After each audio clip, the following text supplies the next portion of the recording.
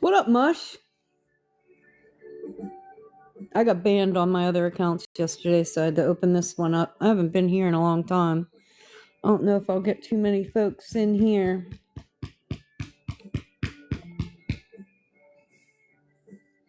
Found me a rabbit hole today, Mush. It's breaking news. I was ignoring it until I couldn't anymore. Here we are.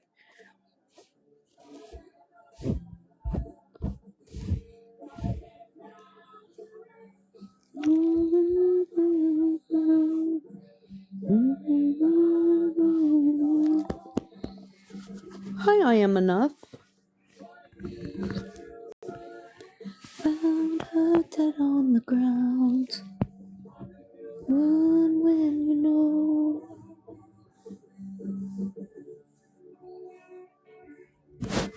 So, I was on the internet today and I kept seeing videos. Hi, Shiny. Kept seeing videos. And they were small creators, right? Just little pages that kept saying to pay attention to this name, pay attention to this name. And so I did. And I paid attention to it in the second video and then again in the third video. So hold on a second, because what I stumbled upon is kind of crazy. So if you want to go look at her, I don't know if her name's on here. This was the video that made me download Substack. I don't know if you guys know Substack. A lot of big creators on here, big and little, have Substacks, right? Where you can go over and write your own editorial pieces, opinion piece, talking about Sasha Riley. That you're going to be hearing a lot about Sasha Riley. So when I saw this woman's video and she started talking about Sasha Riley and mentioned this woman's Substack, I went. And what I found was kind of crazy. Hold on, please. So this is the Substack.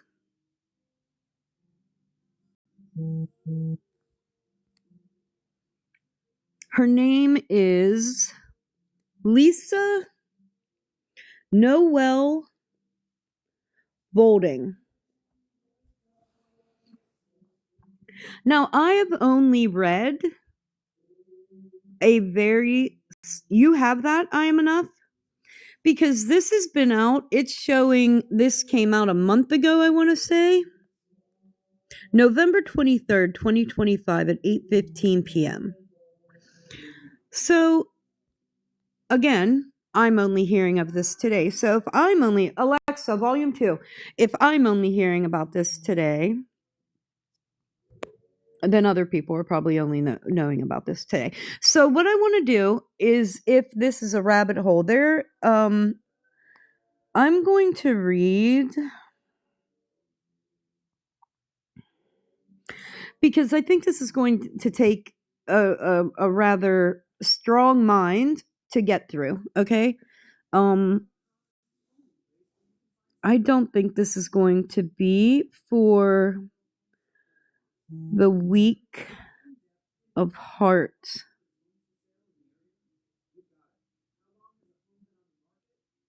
So I'm just going to read like the publisher's note. Contains first-hand accounts of extreme child trafficking, schmorcher, rape, schmurder, conducted within the Trump, Epstein, and associated criminal enterprises over the course of several decades. This briefing is part 1 of 2 and includes... Hold on, guys. I recorded the audio myself. The master files remain in my custody. Copies of these recordings and supporting documentation have been securely distributed to police and trusted allies in several different countries. Part 2 maps selected incidents and supporting evidence. I will publish additional information at my discretion. I decided to publish these accounts in the public interest. Investigations are ongoing. During the years that SR is Sasha Riley was trafficked within the Trump-Epstein ring, he was forced to perform sexual acts during the filming of several child pornography films, including snuff films. He recalls at least 10 to 12 such films. During the snuff film short, SR saw a girl pew-pewed and unalived during the filming.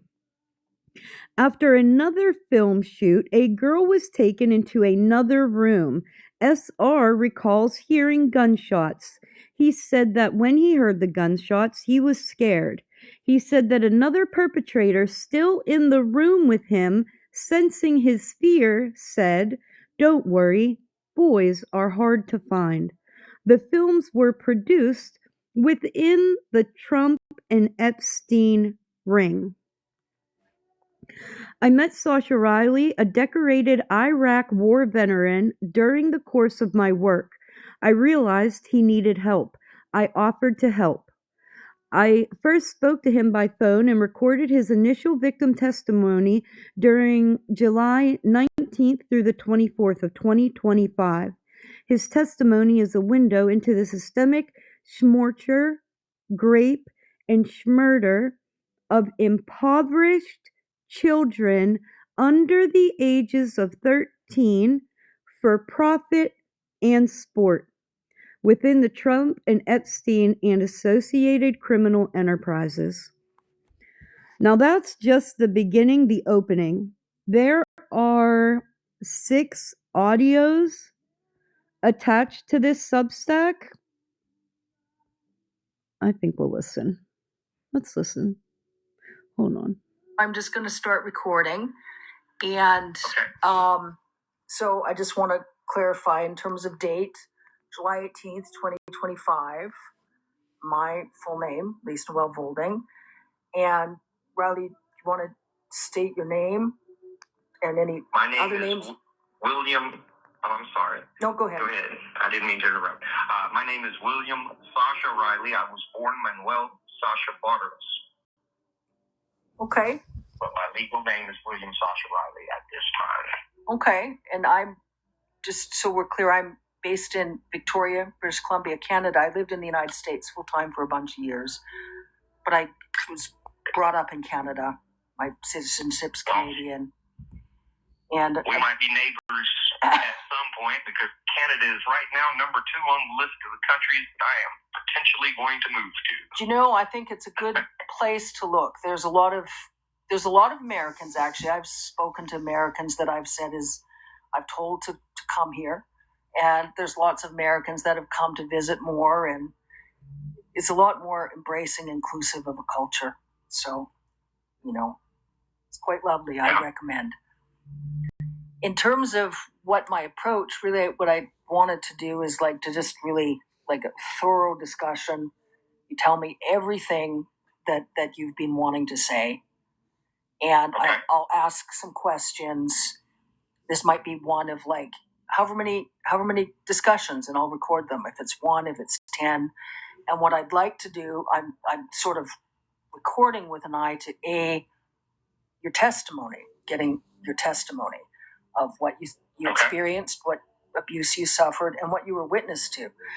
And an eye in terms of being able to get into a format in terms of affidavits, whether we look at getting help from the International Criminal Court, because obviously what, you and I have discussed already, there's definitely whole whack of crimes that have been getting committed by a lot of folks, and is even a case where there could be crimes against humanity charges in regards to Trump.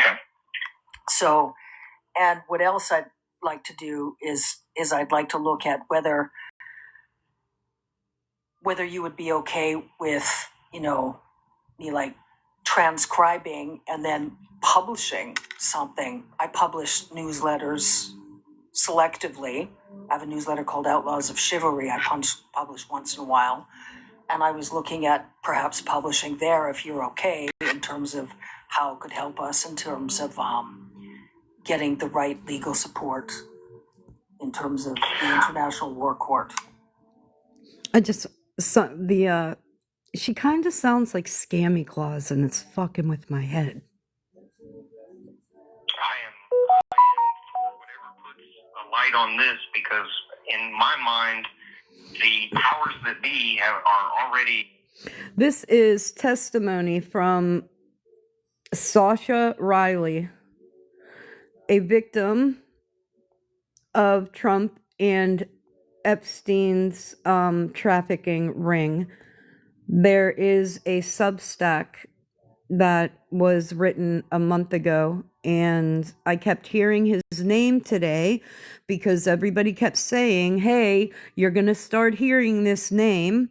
And then I started hearing the name. Then I heard a couple more videos came up, and people were like, the dam is going to break on this. And so I jumped in the rabbit hole.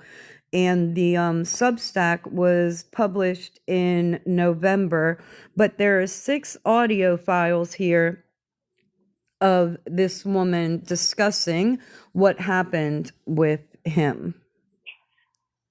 Aware of my position on it and aware that I have spoken up, and the more light that is shed on there, I don't think that I'm incurring more risk, except for some maybe lunatic that wants to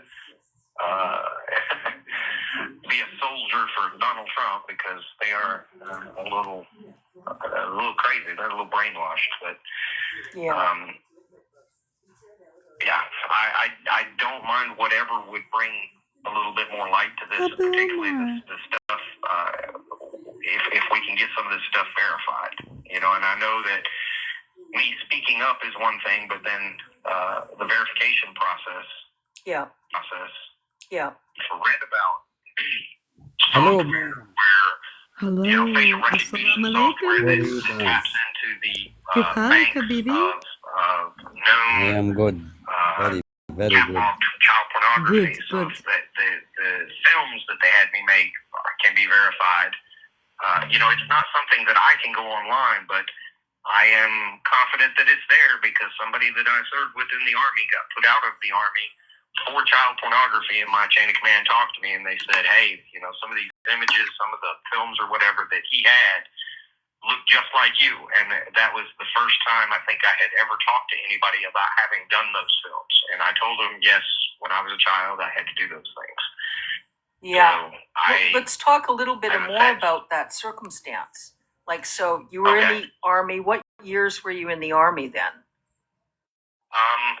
This would have been my second time in the Army. I rejoined in 2002, and I retired in 2016. I was in from 91 to 98 as well, so I did a little over 21 years. But the time frame that they pulled me into the office and discussed that would have been around 2008, 2009 time frame. It was in garrison, so it was between deployments. So around that time is when they talked to me, and I can just remember. I can remember telling them that I knew it was out there. There was nothing I could do about it, and thinking that there was really no way.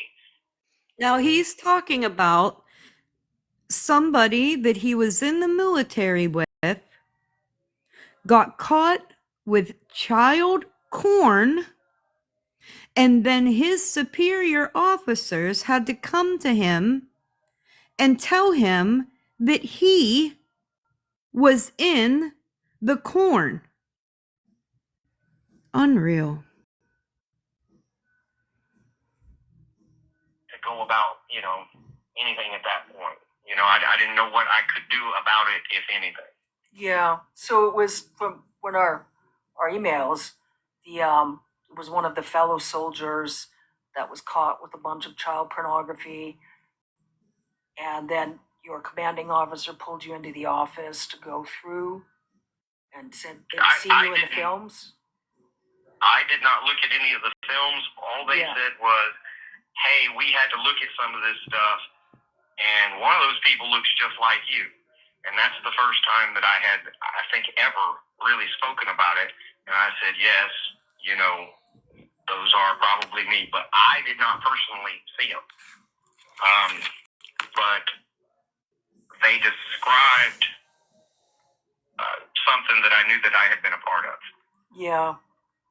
Can you talk about that a little bit? Here's what it was. Yeah. When they pulled me in, I can remember First Sergeant Bayless was kind of red-faced, and he said, have you ever made a movie with a black girl?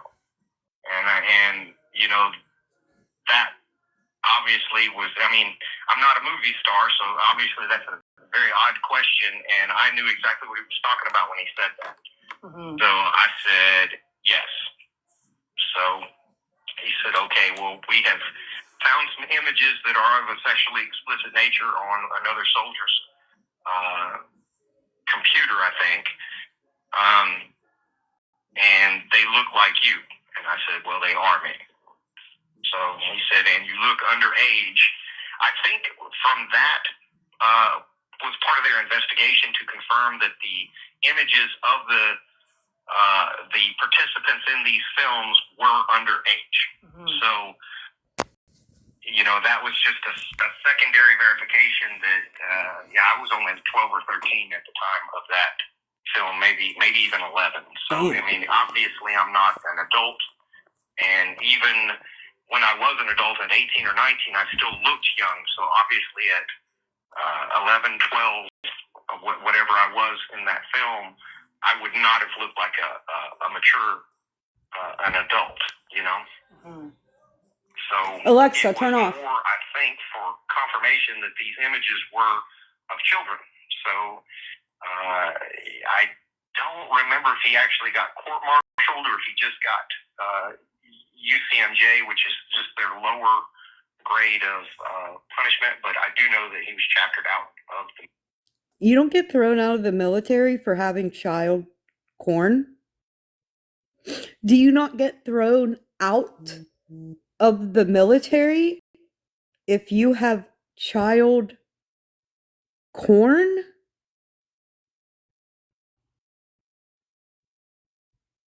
Wait a minute. Military men get caught with child porn and they're not prosecuted?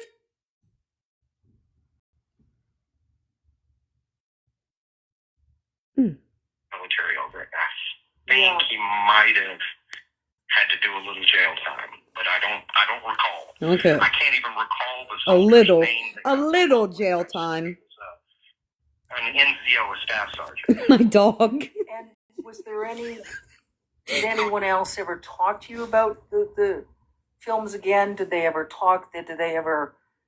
infer that there was any further investigation in terms to when the films were produced? Did they ask you anything about who is involved, or did they? No.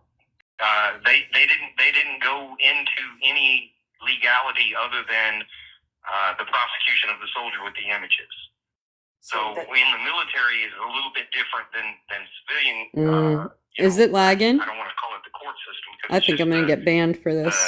The officers and NCOs in the military, but they have their sphere of influence. They have their little scope of operation, and if they uncover more, I think that they're required to give it to the civilian authorities, but they don't have any jurisdiction to go further than to just prosecute the soldier for the infraction that he is guilty of, if that makes sense the way I'm saying it. No, I understand. Do they have any duty or is there any legality, or do they have legal requirements to inform civilian prosecutors of such cases? Yes. Okay. If they suspect if there's additional wrongdoing that is outside of their scope of being able to prosecute, and in this case to hold the individual soldier accountable for having this material that he's not supposed to have, they prosecute that portion of it. If it is beyond what they can prosecute, then they refer the soldier to civilian court systems. But in this case, the military did handle the prosecution of the soldier, and I think all he got was like 30 days, and reduction in rank to E1. They kicked him out of the 30 days. Less than honorable discharge, I think. I don't think he even got a bad conduct for that. What? But I know you're fucking lying. He was put out of the military, and I think he did the 30 days in jail. I think is the most 30 days at the level that they you go to jail longer for a fucking DUI. So, I'm not saying that for sure on the jail time, but I do know for a fact he was put out of the military. Okay. So they had films. They had some of those films. Was his name. Cable? Yes, Hable. That was his last name. Habel, I think. Staff Sergeant Hable. I just remembered it. Because I could picture his face, and I just couldn't remember his name. Hable. Okay. Habel. Yes, I'm relatively certain on that name. I don't have the best memory. I was in a blast in Iraq, and one of the things that I struggle with mightily are names. Yeah. But I'm fairly sure that's his name. Okay. And in terms of the films they had, so there was obviously a collection of pornography. Is there anyone you're in contact with of those your commanding officers that would they talk to you? Would they provide evidence, or is it a situation where Michael Bayless is the only one that I remember speaking to about it. I have not spoken to him since I left Fort Carson in 2011. I would think that he would probably remember something like that. Just the unusualness of it. First sergeants deal with things day in and day out, but I would think that he would remember that just because of how it's not every day that you have to deal with something like that, Yeah. But it is possible. I think my commanding officer's name at that time was Captain Colasanto. Bang. But I'm not sure because you get commanding officers come and go. The first sergeants, they tend to stick around longer. Yeah. But commanding officers are a lot of times they're only there for a year or two, and then they're off to the next thing. So my recollection of the commanding officer may not be accurate. What's the spelling of his last name? Colasanto? We're listening to some pretty fucked up stuff, Mike. Santo. No drama here. Okay. Saint Cola. Yeah. Okay. Is there anything else you think would be helpful to talk about right now about then, the time frame? That was the first time anyone had ever mentioned to you anything about the films other than when you were involved in filming? Is that accurate? Yes. Okay. Yes. The first time that I can recall anybody that it ever coming up, I always knew that they were, that the films, at least one or two of them were out there. I don't even know how many times I was filmed. But I can tell you that some of them are extraordinarily horrible. I can give you one instance where they were filming us. It was me and a girl that I knew that I had been trafficked with in other venues. And while we were filming, they came in and shot her in the head.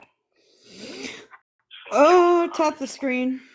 So that would be... Was that the Runaway? That was another girl, and I can't even remember her name. Yeah.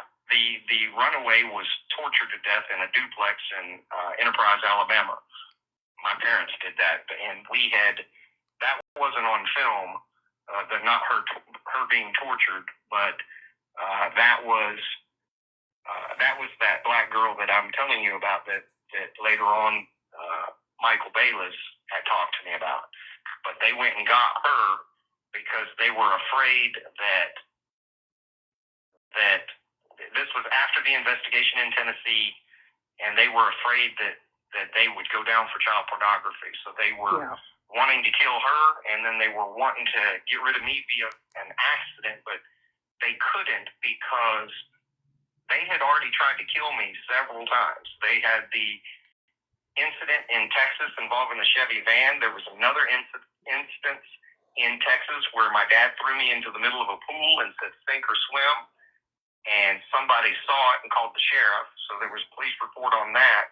And then there was a third instance in Texas where my dad threw me down a flight of stairs. And that one fractured my skull. Now, there may have been other things that happened as well, but I remember those three were enough that they generated an investigation. There were enough things that happened in Texas that my dad moved from Texas to Tennessee, and then got in trouble in Tennessee, and then got in trouble in Tennessee, and then moved to Alabama, got in trouble in Alabama, and then we just moved one more time. And you're talking about Alabama. Your adoptive dad, William Kyle Riley, correct? Yes. Yeah. I have located my birth parents. My birth mother lives in Sierra Vista, and my birth father lives in Edmond, Oklahoma, but I have not reached out to either of them. I just, within the last year, probably 6 months, I learned where they live.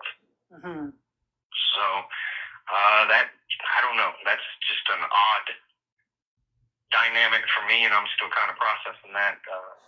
But as far as family goes, I have a half-sister up in Massachusetts, and that's about it. Okay. And your adopted dad, William Kyle Riley, worked as a pilot and was involved. Yes. Integrated in he the was Epstein involved Trump in all kinds of things. Yeah. And he worked a lot with Trump and Epstein, correct?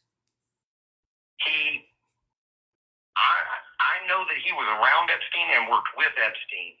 And I want to say that he flew for Epstein. And if not for Epstein directly, like transporting Epstein himself, he did transport some of the rich people to and from these parties that Epstein and company hosted. It wasn't just him. It was kind of a cabal of several people. And Epstein was the lead coordinator, maybe you would call it. But it's much more than just him as an individual. You know, it was people like him, like Trump, other people, and I can't remember, like how many, but he was handy to have around because he was a part of the process, and he isn't just like an airline pilot or something like that. He can fly anything. He can fly helicopters, fixed wing, smaller aircraft, larger aircraft. I mean, he's that pilot, that multi-purpose guy that could transport whatever you needed. Okay, so and I don't know if. Can you imagine the number of parents, I can remember actual parents that at one point were involved and did this to their own kids? A drug run, basically, and somebody else took that drug run, and they got busted. Yeah. So I don't know what kind of aircraft it was or whatever, and it was around Florida that guy got busted.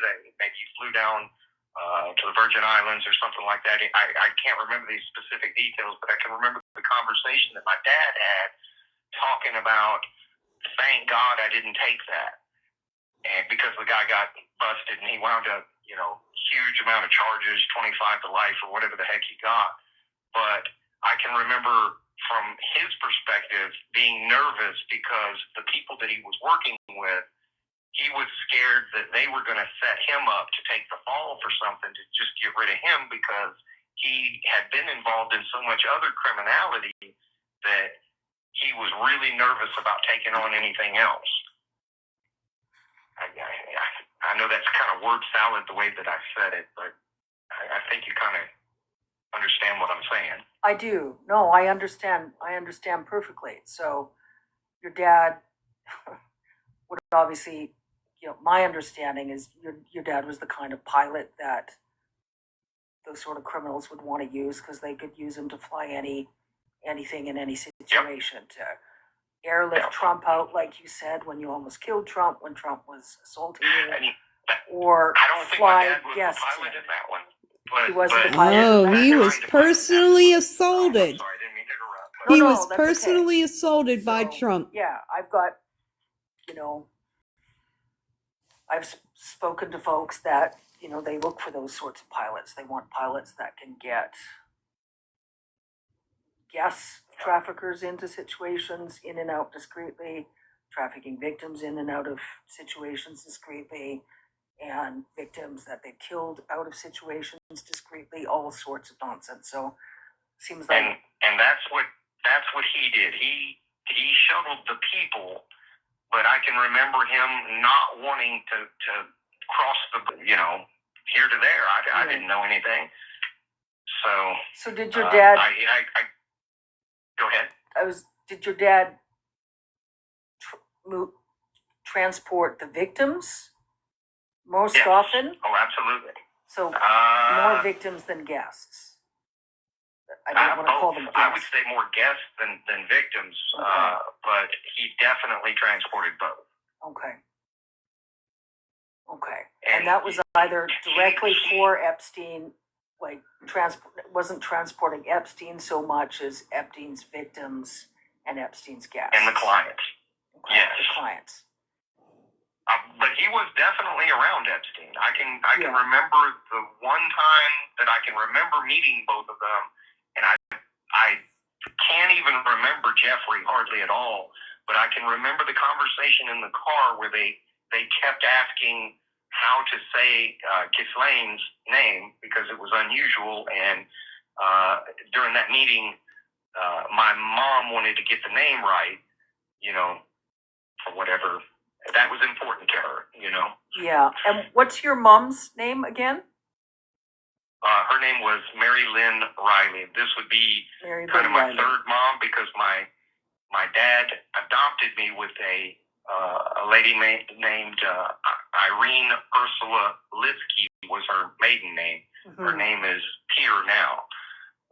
But those two adopted me. He got divorced from Irene in 79 or 80 and almost immediately married Lynn. So Irene may have been involved in some of that, but that would be from a time frame that I don't have clear recollection of. I do have clear recollection of Mary Lynn Riley's involvement, but she died via suicide a number of years ago. Okay. Now,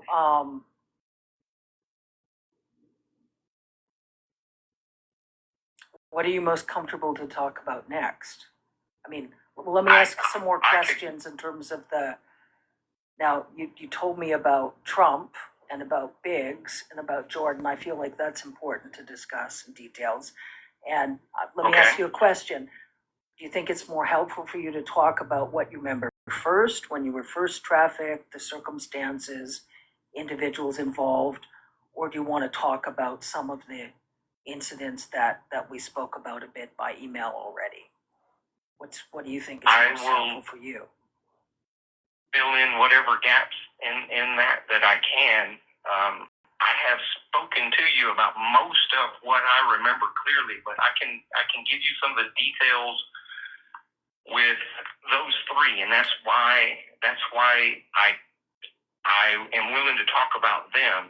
There's no. I remember more things, but I just can't. I can't give you much in the way of detail for anybody other than those three. I can remember Jim Jordan. I went to a party. This was at a farm. There were 25 to 50 people there. I mean, it was a good amount of people, but not a massive crowd by any stretch. But the experience that my dad sold to those people was, if you could pin me, then you could do whatever you wanted. But my dad had taught me how to fight. He had been a bare knuckle brawler earlier in his life, and I know that he had worked kind of just beating people up for a little extra money at one point in his life. He also entered into the tough man contest, stuff like that. So it was kind of a game for them, because I was just a child. So you would think that you could just do whatever you wanted. But if they got anywhere near me, I would hit them. And by the time that Jim Jordan assaulted me, I was old enough that those adults, most of them not being athletic in any way, these are people that, they're not fighters by any stretch. Mm-hmm. They couldn't get anywhere near me. And Jim Jordan just sort of rushed me and tackled me, and I might have known how to fight, but I didn't know how to wrestle. So he assaulted me in front of a crowd, and I think that it was filmed, but I can't swear that it was filmed, but it was in front of those 25 or 50 people. And how old were you? That's why I remembered. I was around 12. 12. When that happened. And of those 25, 50 people... sorry, go ahead. The reason that I remember Jim Jordan is, first, he stood out because he wasn't that much. He's only 7 or 8 years older than me. So at the time frame that I'm at 12, he is right around just graduating high school, maybe first year or two of college, right? So him being so much younger stood out. And then I remembered his jawline. He has a very pronounced jawline. I remembered his voice. And his mannerisms haven't changed throughout his life either. So when I really started, as soon as Trump went down that escalator and said he was running for president, I got involved in politics. I started watching it.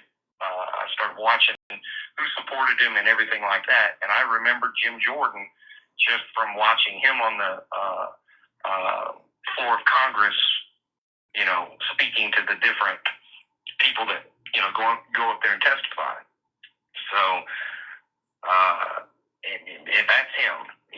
I just remembered him. So yeah, I know that's not a lot, but you give me a polygraph, I'm going to take it, because I'm 100% sure that it was him. Mm-hmm. And Andy Biggs, I remember, because on the way to they took me to a house. This wasn't at a party. This was later, after I had assaulted Trump, and it was kind of a punishment type of thing, where he was going to get to assault me and I guess not pay my parents, and he got to do whatever he wanted. And I can remember telling me I wasn't allowed to fight back or they'd kill me, and all of this, but they must have said his name 50 times in the car. So Biggs I kept hearing Biggs, Andy Biggs, and I thought, I'm going to remember this name. And after he assaulted me, I don't even remember the assault necessarily, but I remember being in the car afterwards and being really nauseous, sick to my stomach. I was seeing spots, and the guy beat me until I had broken ribs and was convulsing, turning blue and stuff like that.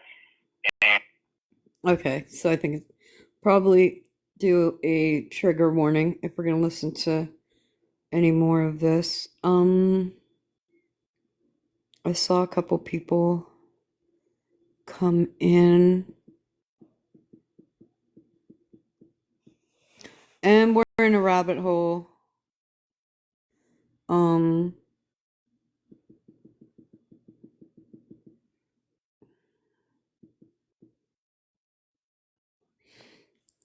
Hi, Becca Lynn.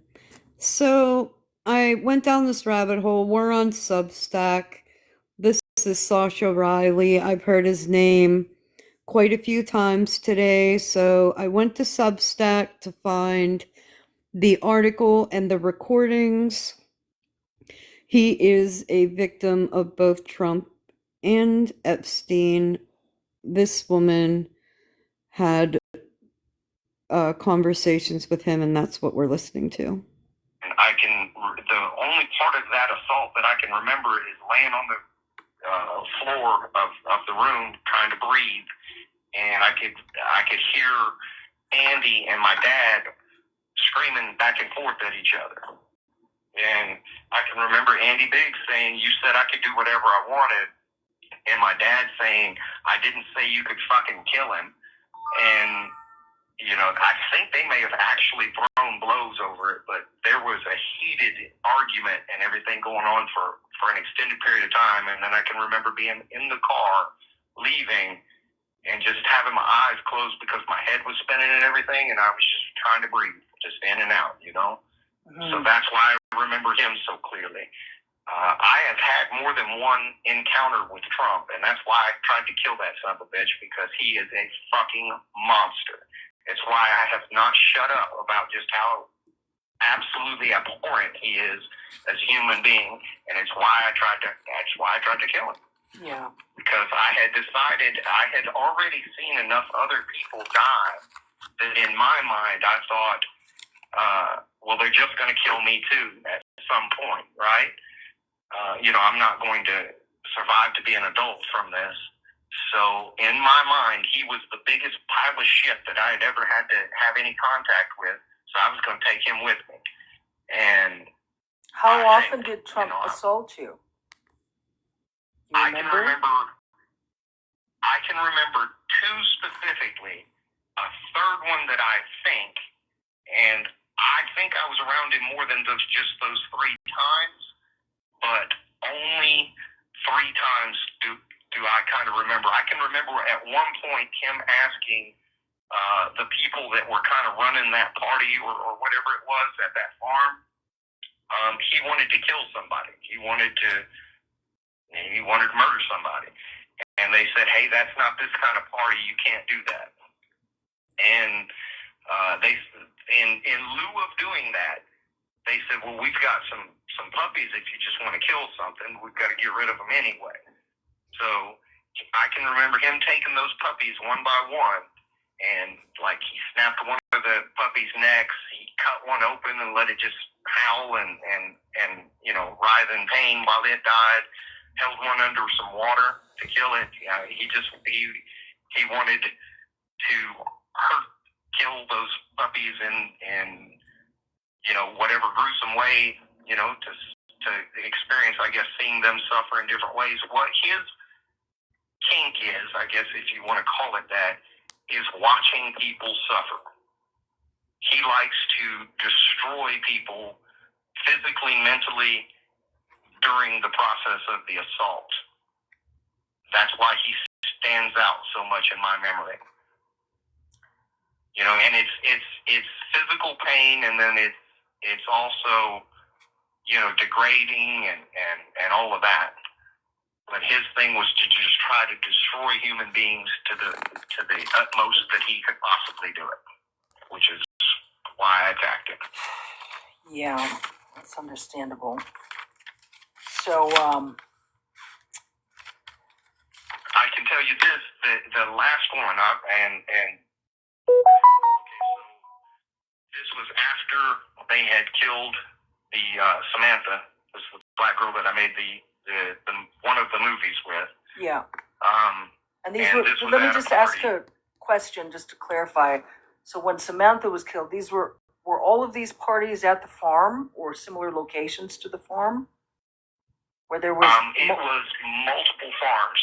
Multiple farms, and usually it was parties. So there was individuals like Trump that were flown into the parties. And yes, and they would have a building, a house, and they would usually have a tent set up, and it was almost like a little, I don't want to say a fair. It wasn't that big. They didn't have rides or anything, but it was a kind of a coordinated deal, Sometimes they would have the bare knuckle fighting. That probably is how my dad got involved with these people, because you've got boxing and stuff like that on TV, but that's really all you had back in the 70s and 80s. The more the MMA type of stuff wasn't allowed, and these fights were a little more gruesome. They didn't fight to the death or anything like that, but they were bloody, and these were fights, and not just boxing. And so the rich people would pay to see that. Sometimes they'd have like a band playing, just like what you would expect at like a fair or something, So the rich folks would get flown in, associated with Epstein, and they would pay to watch the victims fight. The victims were all underage. And would they pay to then assault the victims after the fights or during the fights? And they'd pay to torture the victims and rape the victims and kill the victims. But now some of the fights were adults. So if they had some big old country boy and some other guy, they would pay to see that. They would also pay to watch the. Now this, I'm just over here free thinking that we're bringing. This makes sense because we're literally bringing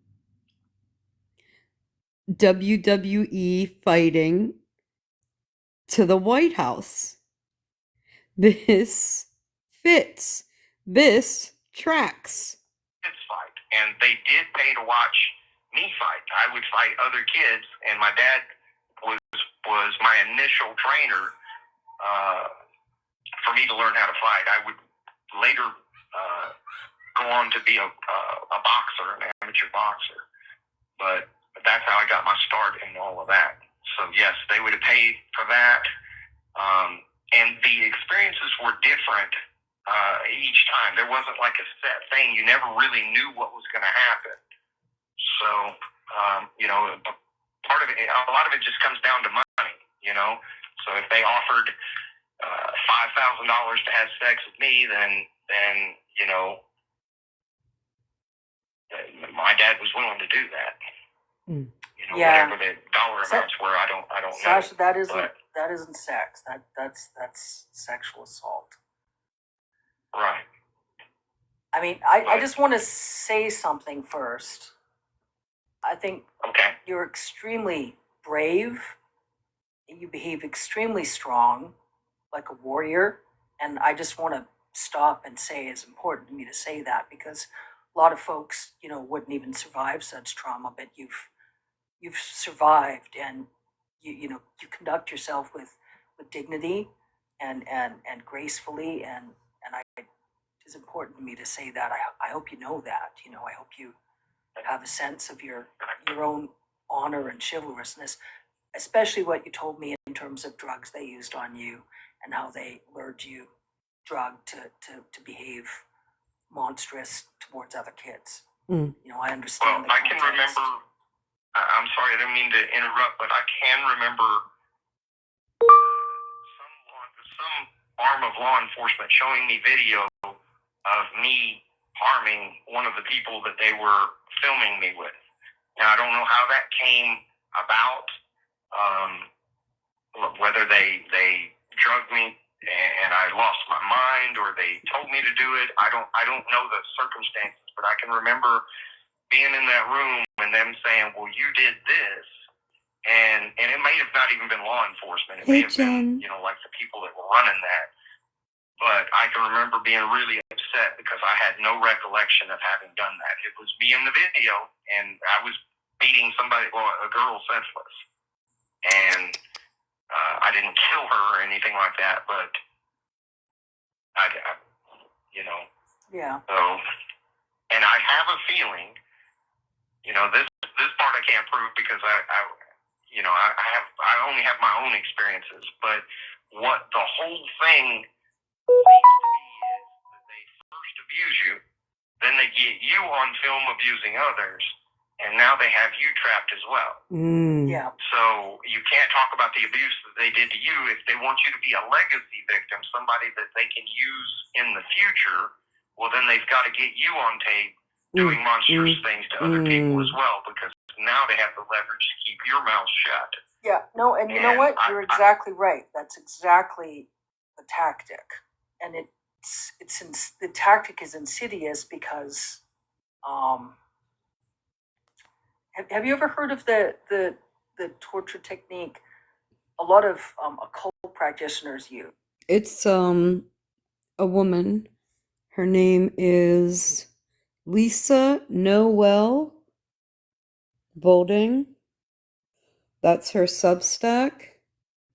The title of this one is Don't Worry, Boys Are Hard to Find.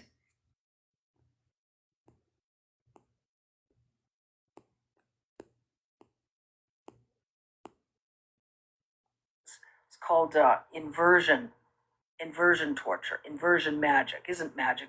Sorcery is just smoke and mirrors, nonsense, deception techniques.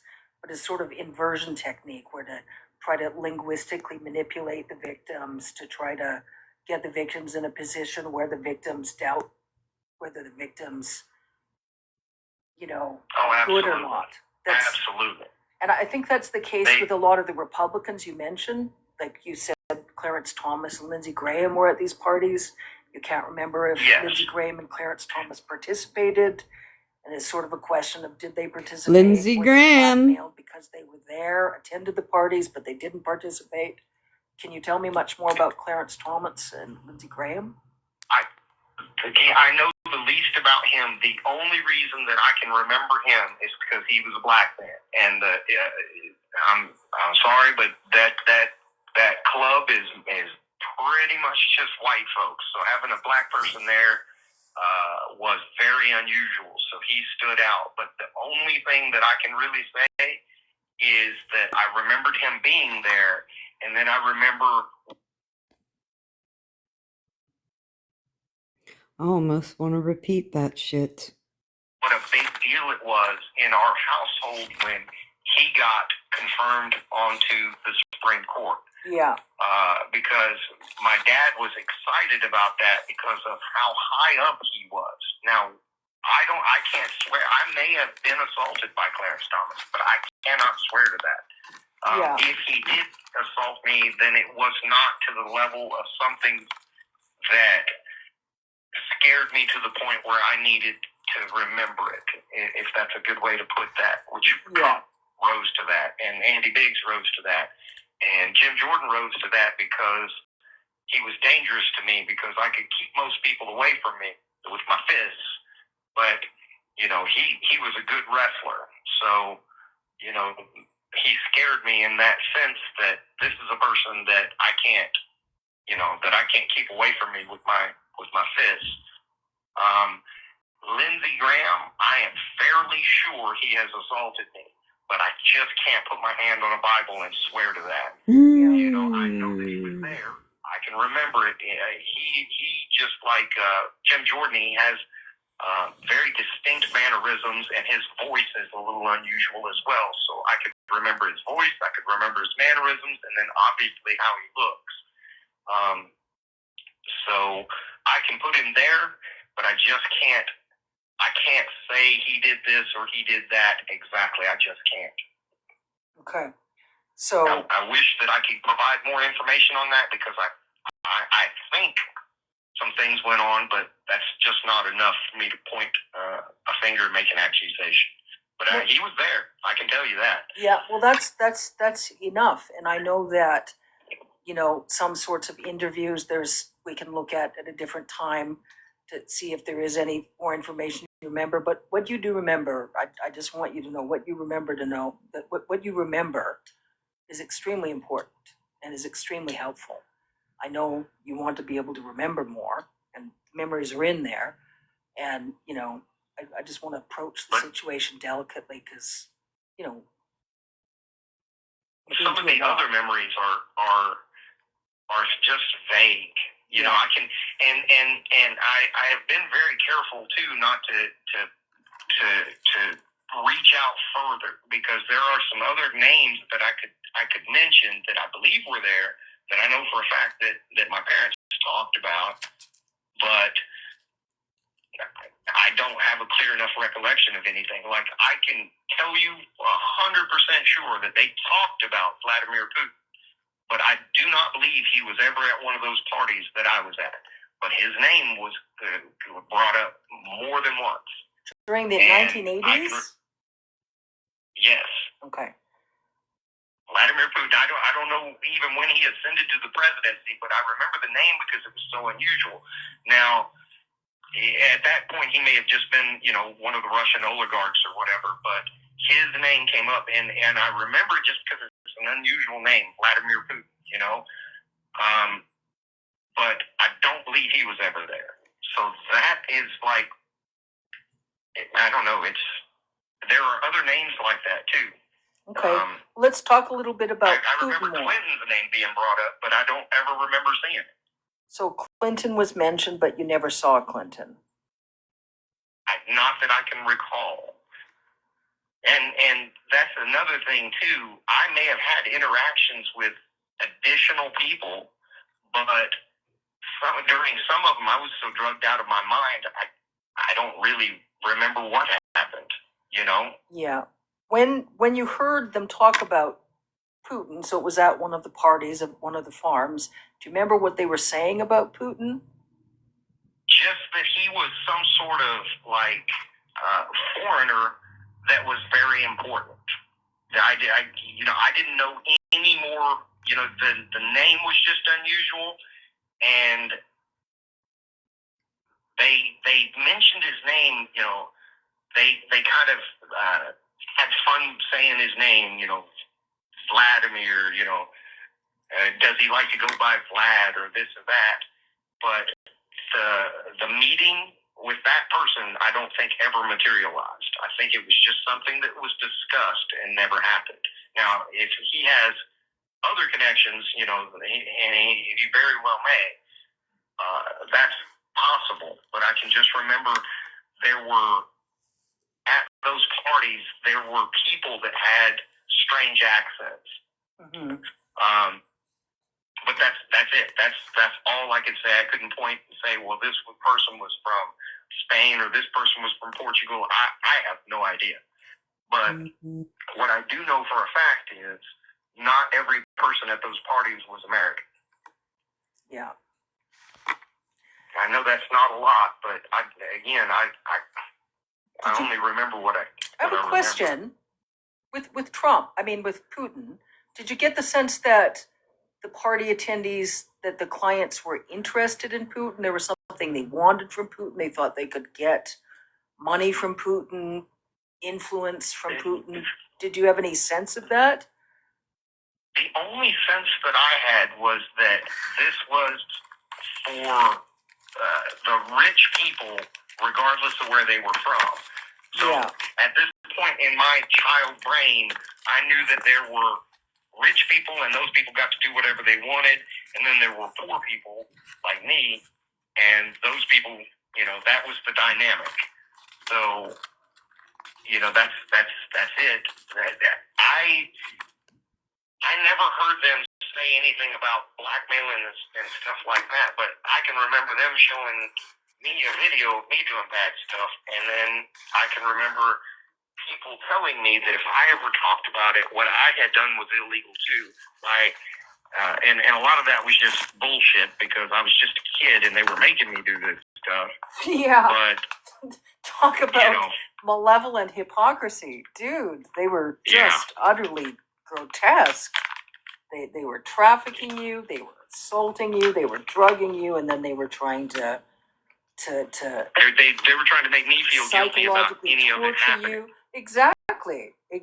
When you were in a situation because they were trafficking you. The last encounter with Trump, the one where I injured him, was the one that I remember the most vividly.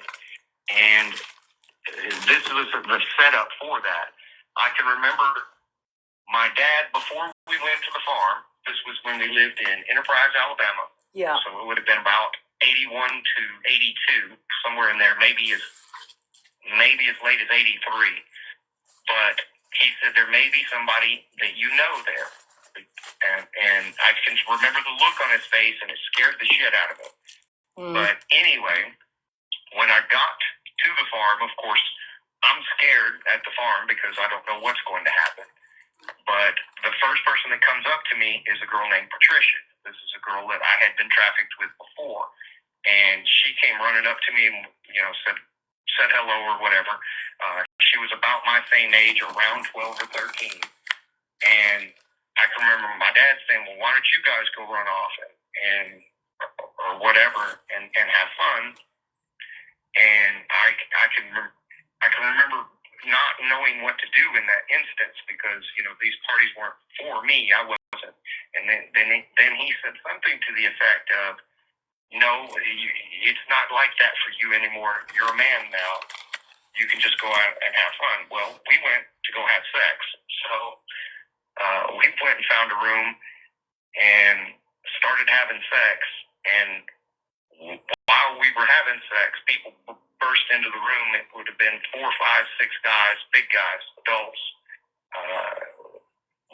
At least one of them had a gun. I think 2 or 3 of them had guns. But they came in, they assaulted her, they beat on her, and then they shot her while she was still in the bed.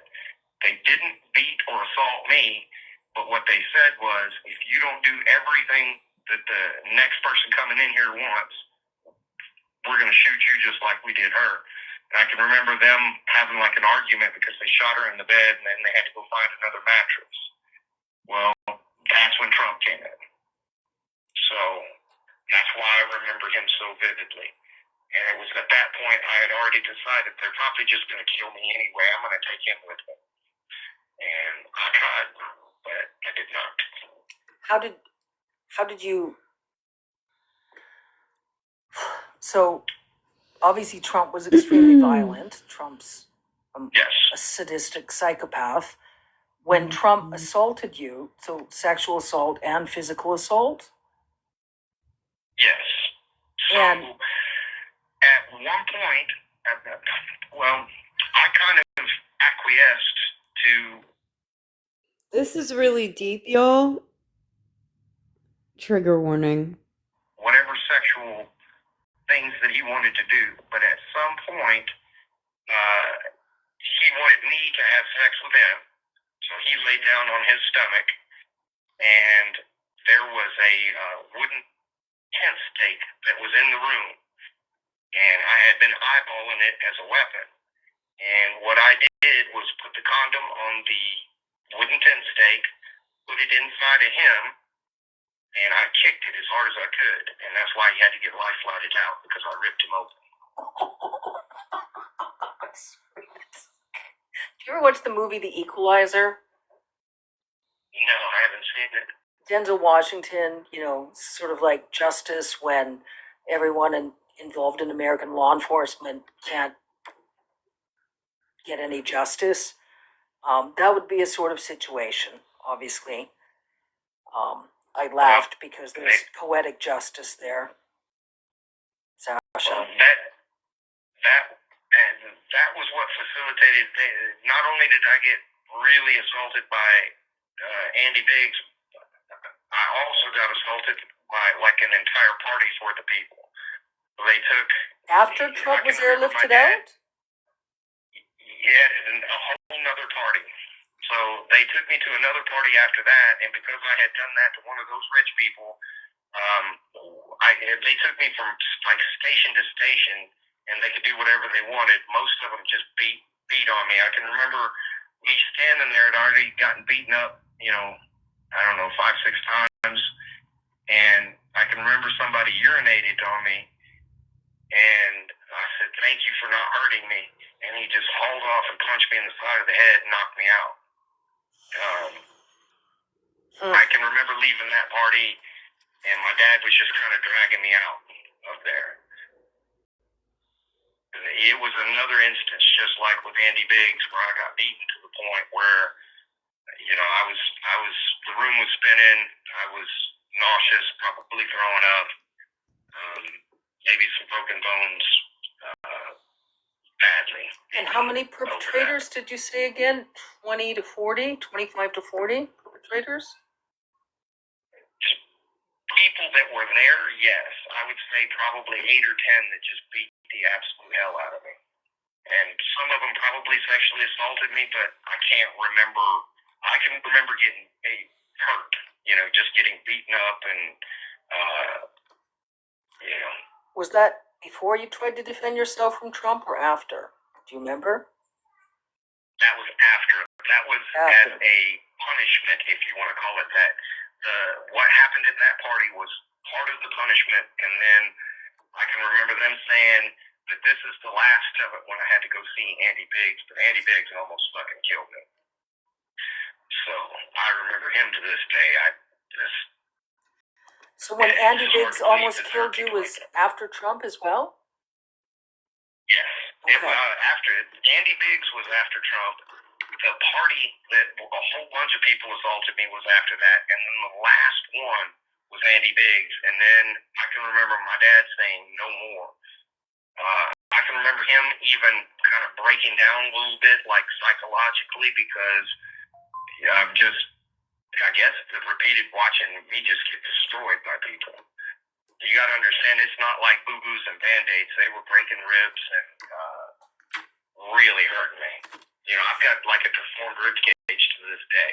No, it sounds like they were trying to torture you just to the point of death, to punish you and to send a message. They tried over and over again to hint to me to get me to kill myself. Yeah. And I can remember thinking, there's no way I'm going to kill myself because that's what they want. So, I kind of survived some of that just out of spite, to be honest with you. There's really no other way to put it, but I wasn't going to. I can remember hating my mom so much that I just did not want to give her the satisfaction. Yeah. As bad as my dad was, Mary Lynn Riley was even more evil. Her thing was sexually torturing me. So, and she enjoyed sexually torturing Samantha when they went and got her. And Samantha was the runaway that Riley, yes, the runaway that she lived in a brothel, basically a house where they had 4 or 5 underage girls that they had scooped up from wherever they got them from, and they would use those girls at these parties. Well, at one time they sent me to go be a part of that brothel. So that's when I made friends with Samantha, Patricia, and Sarah. And those are the only 3 that I can remember their names. But Sarah committed suicide. Samantha was tortured to death. And Patricia was the girl that got shot in the bed before Trump came in. Did Patricia die? Oh, yeah. Yes. So Samantha, Patricia, and Sarah. And all 3 died. Yes. Yes. So Samantha was the runaway that was murdered by your adoptive parents. Yes. Patricia committed suicide. Sarah committed suicide, and Patricia was murdered in the bed before Trump came in. And then they threatened you and said to let Trump do whatever Trump wanted to do to you, or they would shoot you in the head as well. Yes. Yes. Okay. And I can remember them pointing a gun at me and saying, "We're going to kill you." And my dad protesting because he said, "If you shoot him, we're all going to go to jail." And he was really, I can remember him being distraught. Now he's a kind of a tough guy, and you know, all of that sort of stuff. So that's what stood out to me was he was really scared because he knew that if they just shot me, that's not something he could explain to anybody. And he had gotten into so much trouble with trying to get rid of me already. But there's the Chevy van incident, there's the pool incident, and then there's the stairs incident. And all of those generated a police report. In addition to that, we went down to Panama City, Florida, to the beach, either Panama City or Destin, and they took me to a riptide area. I didn't know it was a riptide area. There were no other people on the beach. You know, it was just us. But within like 100 yards, 150 yards, there's the regular beach where people were at. You know how they have the riptide zones. They don't want you out there, right, for obvious reasons. Well, they took me to one of these zones and had me, you know, say, "Hey, you know, come out here and play in the water and this and that." And for the first few minutes, it was just the 3 of us playing in water, and I'm just a kid, you know, beach is awesome. So, at any rate, they go back in. I'm out there playing. Eventually, that current gets me, and I don't know how to swim at this point in my life. So it pulls me out, 100 feet maybe, and I'm bouncing up and down off the sandbar, just screaming my head off. Well, somebody that was on the regular beach, not in the riptide area, heard the screaming and came running from like 150 yards away, and right by my parents who were standing there. And he goes out there and gets me, fishes me out. By the time he comes back, he's nearly exhausted. And I can remember him and my dad nearly fighting. And at this point, there are other people that are coming, and that scares the shit out of my dad. But there was another police report with that, and I know that police report followed us back up into Alabama because the sheriff came down there and talked to my dad in Alabama. So there was another investigation for sure. So all of those things had already happened, and my dad was terrified that if something happened to me, especially so close to all of these other things that all of these other investigations, he pretty much knew he was going to go to jail over it. So there was at least the Chevy van incident, pool incident, stairs incident. There was police reports. How many police reports? About 3 or 4. And then that that are just involved in trying to get rid of me. And then there were, in addition to those 4, there were 2 investigations. One for the porn, and then when we lived in the duplex and they were torturing that girl to death, Samantha. Our duplex neighbors there in Enterprise, Alabama, they called the police because they could hear, screams and beatings and stuff like that. And when they investigated, I can remember my dad saying, "Hey, talking about me is just, I had gotten in trouble and got a whipping or something." And they did an investigation. They collected blood samples and everything from the house, but the problem was they couldn't determine how long that blood had been there, I guess. And it wasn't a match to anybody in the house. So for whatever reason, they just didn't have enough. And I don't think they were allowed to talk to me. I think my dad would have had to give them permission for the investigators to interrogate me. So I don't recall ever giving testimony as a child. Not to the police in that instance or in the instance up in Tennessee. Did you provide any testimony to the police in any of those 5 cases? Well, the one case with the military, with the child pornography. I can remember the sheriff talking to me at the beach in Panama City, and I don't remember what all was said, but I can remember my dad tried to get out of there, and the guy that went to fish me out, my dad's a pretty big guy, and he can fight, but the guy that went and got me was he was a tank. So it wasn't something that he wanted to really get into a fight about over there, and people started coming in, so my parents, I can remember them trying to hug me and stuff. Oh my God, thank God. I can remember the guy that fished me out that said, "There's no goddamn way." I heard that from 150 yards away, and you're standing there watching him, and you didn't hear it, And, they tried to play it off like, well, we just thought he was playing, swimming and stuff like that. And I can remember the sheriff asking, "Do you know how to swim?" And I said, "No, sir." And they were like, "Okay, this fucking sucks. There's no way that this is legitimate." And I can remember the sheriff in Alabama talking to my dad and saying, "There better not be anything that happens to him." He said, "Because I'm just going to go ahead and tell you, you're going to go to jail. I don't care." He said, "I'll make sure of it." So they had a sense, but they didn't know. They didn't have enough of what they thought of as evidence. They didn't have enough. That's exactly right. And that was the case with Samantha as well? Yes. And your dad wouldn't let them talk to you? What's that? And your dad wouldn't let the police officers talk to you? So Right. that also Anytime that seems he could weird. block that, he did. Seems weird. I mean, I know in Canada is a bit different, like in terms of, you know, there would have been folks from Child Protection Services there, and they would have gotten you away from your adoptive fathers to talk to you. You wouldn't have gone through that sort of horror in Canada.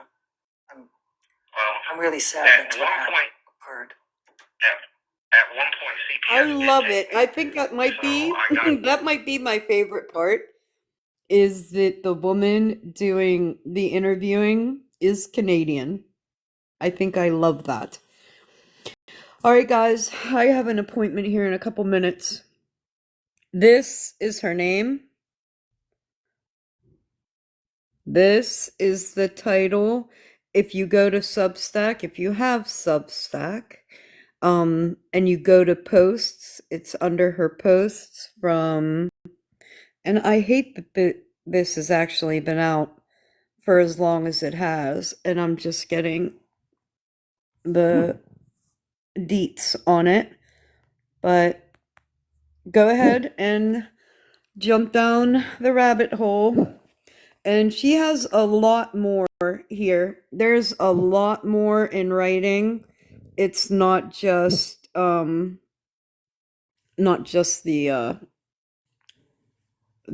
recorded calls.